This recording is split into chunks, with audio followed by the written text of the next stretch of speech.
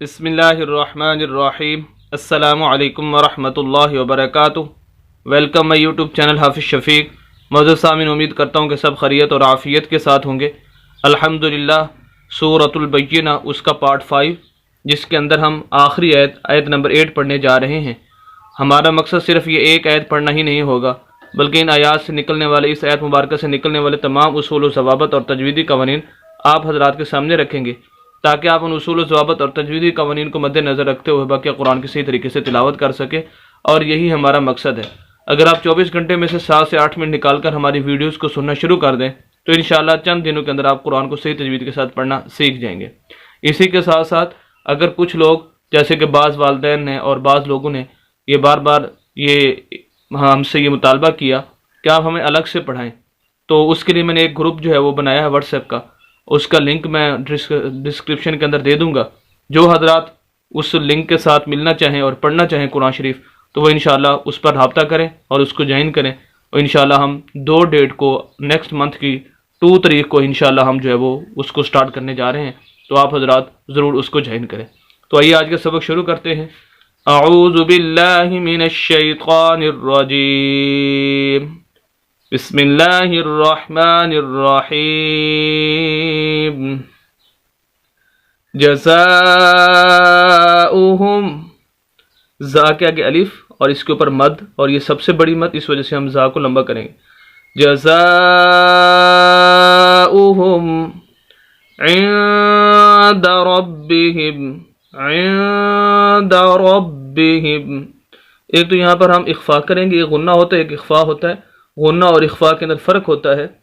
غنہ کے اندر جو ہے وہ آواز کو کلیئر کر کے پڑھا جاتا ہے، یعنی جس لفظ کے اوپر غنہ ہے، مثال نون کے اوپر ہے تو اس کی آواز کو کلیئر کرتے ہیں، ان، جبکہ اخفا کے اندر آواز کو چھپانا ہوتا ہے۔ تو نون ساکن ہو تو اس کی آواز کو چھپا کر پڑھتے ہیں، یہ اخفا ہوتا ہے۔ جیسے ہم یہاں پر پڑھ رہے ہیں عند ربہم، عین اگر پڑھیں گے تو غنہ ہو جائے گا، یہاں پر اخفا کرنا ہے۔ غنہ اور اخفا کے اندر کچھ تھوڑا سا فرق ہوتا ہے، تو یہ اخفا بھی غنہ کی ہی ایک قسم ہے۔ تو بہرحال عند ربہم، ربہم، را کو موٹا کرنا ہے، را کو با کے ساتھ، با کے اوپر شد ہے، سخت کر کے پڑھیں گے۔ عند ربہم جزاؤہم عند ربہم جنات عدن، یہاں پر غنہ کریں گے۔ نون مشدد اور میم مشدد پر ہمیشہ غنہ ہی ہوتا ہے۔ یہاں پر نون مشدد ہے، شد والی ہے، اور اس کے اوپر کھڑی زبر بھی ہے۔ غنہ بھی کریں گے اور اس کو لمبا بھی کریں گے، اور شد ہے تو سخت کر کے بھی پڑھیں گے۔ جن، جن، یہ شد کی آواز ہے۔ جنات عدن، یہاں پر دیکھیں عین کو دال کے ساتھ اور اس طرح تا کو جیم کے ساتھ ملائیں گے تو یہ 2 کلر آپ کو نظر آ رہے ہوں گے بلو کلر کے، یہ قلقلہ ہے۔ یہاں پر یہ جیسے کہ ڈیٹیل کے اندر میں بتا چکا ہوں کہ 5 حروف ہوتے ہیں جن پر قلقلہ ہوتا ہے، قاف، طا، جیم، دال اور با، جن کا مجموعہ اگر آپ یاد رکھنا چاہیں قطب جدن، قطب جدن، یہ 5 حروف یاد کر لیں۔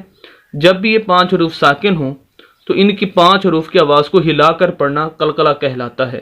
جیسے اب ہم یہاں پڑھیں گے آدھو، اگر ہم قلقلہ نہ کریں تو ہم پڑھیں گے عدن، عدن، تجری، تجری، نہیں، یہ درست نہیں ہوگا۔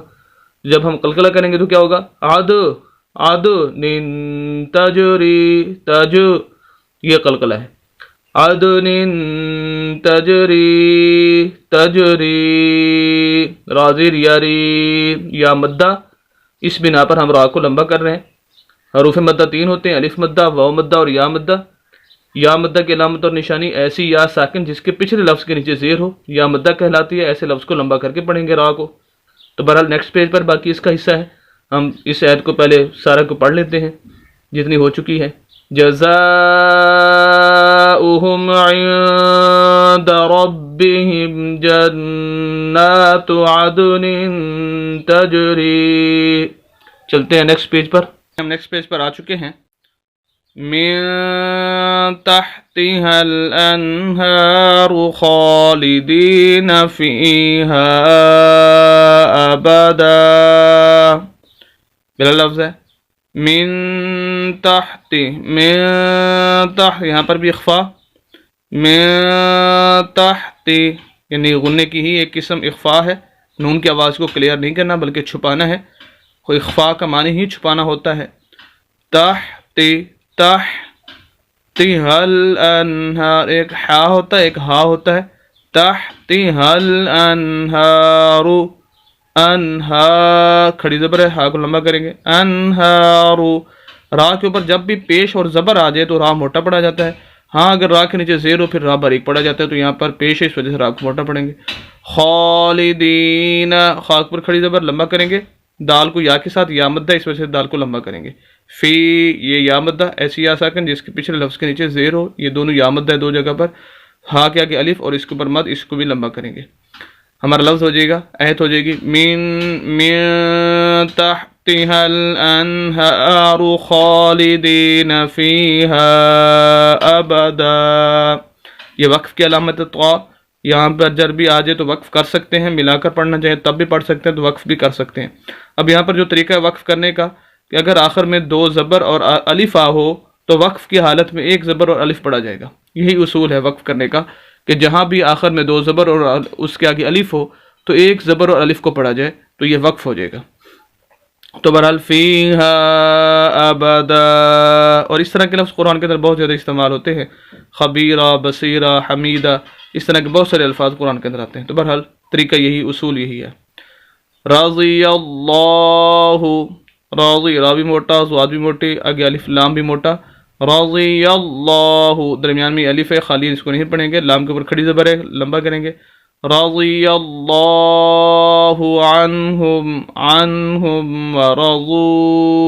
ورضوا پیش وضو واو مدہ، ورضوا عن، ہا کی آواز آئے گی لیکن ہا کو ساکن کر دیں گے وقف کی وجہ سے تو اس کی پیش ختم ہو جائے گی. عن، آخر میں ہا کی آواز آئے گی، صرف پیش کی آواز نہیں آئے گی وقف کی وجہ سے. ذالک، ذالک کھڑی زبر ہے. ذالک لمن خاشیہ، یہاں پر ہونا غنہ چاہیے تھا.